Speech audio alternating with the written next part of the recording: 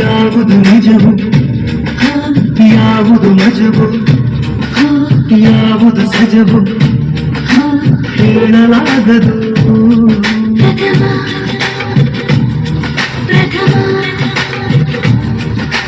ಸೋಲಿಗೆ ಗೆಲುವು ಪ್ರೀತಿಗೆ ಬಲವು ಎಷ್ಟಲ್ಲಿ ಸಲವು ಮಾಡಲಾಗದು.